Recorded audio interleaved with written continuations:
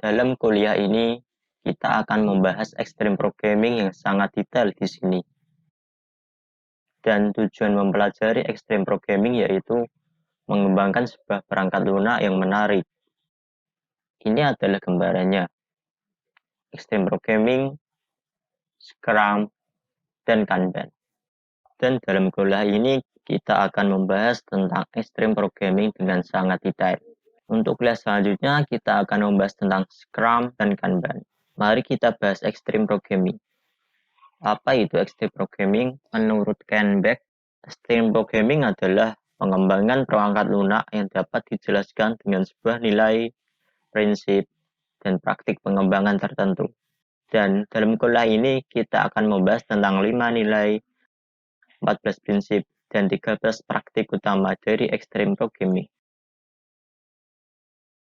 Berikut ini adalah 5 nilainya. Komunikasi, kesederhanaan, feedback, keberanian, menghargai. Pengertian dari komunikasi tersebut adalah berbagi dan menyebarkan pengetahuan ke semua anggota tim. Sebagian besar masalah dan kesalahan disebabkan oleh kurangnya komunikasi. Tim yang lebih kecil meningkatkan komunikasi dengan mengurangi jumlah jalur komunikasi. Pengertian dari kesederhanaan adalah tambahan fitur baru jika diperlukan dengan membuat potongan kode yang paling sederhana daripada merencanakan penggunaan di masa yang akan datang dan menghasilkan perangkat lunak yang besar dan rumit yang mungkin tidak akan pernah digunakan. Bantuan kesederhanaan dengan komunikasi mengurangi jumlah kode yang ditulis dan meningkatkan kualitas. Selanjutnya adalah feedback.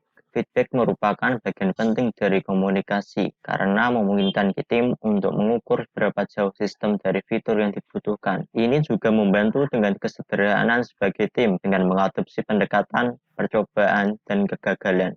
Keberanian.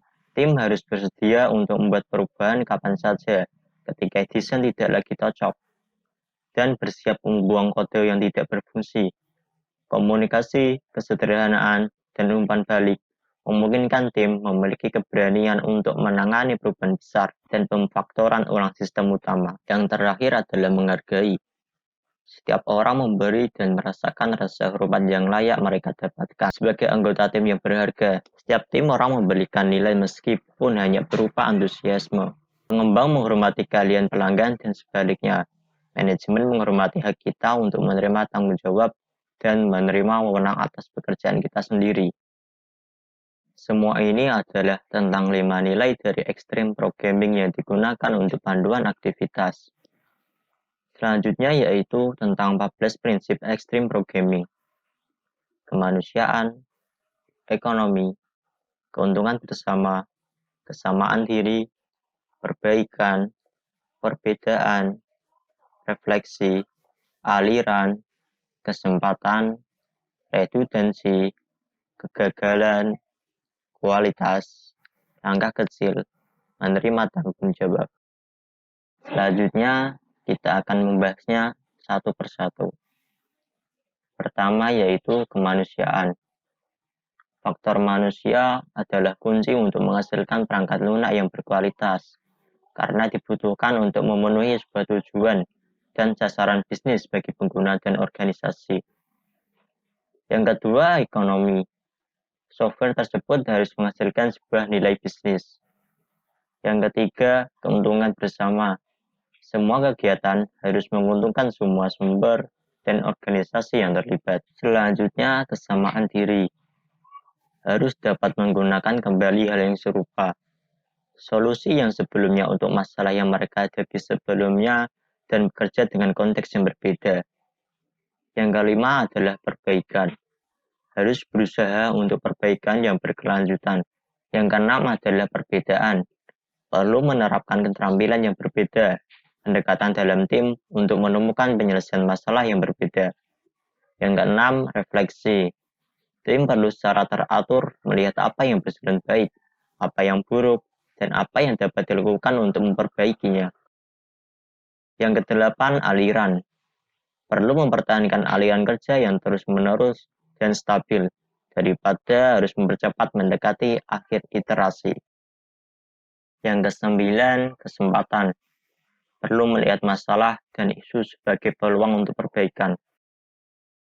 Yang ke-10, redundansi. Perlu menghindari mengadopsi praktik yang akan menemukan cacat yang sama dengan cara yang berbeda. Prinsip yang ke-11 adalah kegagalan. Tidak boleh takut gagal, karena tidak hanya orang belajar dari kesalahan mereka, tetapi juga menghemat waktu dalam mencoba menemukan solusi sempurna pada upaya pertama. Yang ke-12 adalah kualitas. Harus selalu berusaha untuk menjaga kualitas pada level tertinggi ini. Prinsip yang ke-13 adalah langkah kecil. Jauh lebih baik melanjutkan ke arah tujuan secara berulang dalam serangkaian langkah kecil, karena mempersiapkan perubahan besar dalam jangka waktu yang lama bisa berbahaya. Dan prinsip yang terakhir, tanggung jawab harus diterima dengan melihat apa yang dapat dicapai daripada apa yang perlu dicapai. Anggota tim lebih cenderung menerima tanggung jawab untuk tugas-tugas tersebut. Dengan ini kita sudah membahas semua 14 prinsip ekstrim programming. Kamu hanya perlu mengingat-ingat kata yang kami berikan penjelasannya agar kamu bisa memahaminya. Sekarang kita akan membahas tentang 13 praktek utama dalam ekstrim programming. Saya membaginya menjadi 4 kelompok, jadi kamu akan mudah memahaminya. Kelompok pertama adalah rencana dan analisis. Di sini kita punya 4 praktik, cerita, siklus mingguan, siklus 3 bulan, slack atau kelenturan. Cerita yang berarti fungsionalitas sistem diuraikan dalam cerita. Siklus mingguan berarti tim memperkirakan cerita apa yang akan disampaikan dan diterapkan dalam minggu tersebut. Siklus 3 bulan yang berarti tim melihat jangka panjang di tingkat yang lebih tinggi untuk memperkirakan apa yang akan disampaikan dan diterapkan dalam kuartal berikutnya. Yang terakhir adalah select, yang berarti menambahkan margin keamanan dengan memasukkan beberapa tugas dengan prioritas lebih rendah setiap ucapan yang dapat dihapus jika tim tertinggal. Kelompok yang kedua adalah faktor orang. Di kelompok ini punya 5 praktik, duduk bersama, seluruh tim, ruang kerja informatif, semangat kerja, pemrograman berpasangan. Yang pertama, duduk bersama yang berarti bekerja sama di ruang terbuka membantu memaksimalkan komunikasi. Selanjutnya, seluruh tim yang berarti harus menjadi tim yang punya fungsi dalam keterampilan atau perspektif untuk membuat proyek berhasil. Ruang kerja yang informatif, yang berarti ruang kerja harus menjadi area informatif yang memungkinkan tim untuk menampilkan status proyek terbaru dan informasi proyek lainnya secara visual. Selanjutnya, semangat kerja yang berarti tim harus bekerja dengan kecepatan konstan untuk tetap bersemangat. Yang terakhir, pemrograman berpasangan yang berarti semua kode ditulis dengan 2 pengembang di satu mesin. Itu mempromosikan tinjauan informal, transfer pengetahuan, dan menghasilkan kode kualitas yang lebih baik.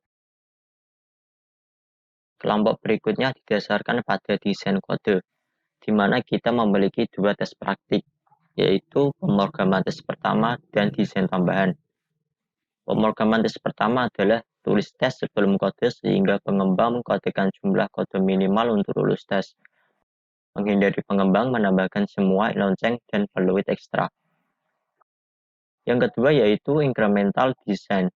Mendesain saat tim perlu daripada menghasilkan desain besar di depan.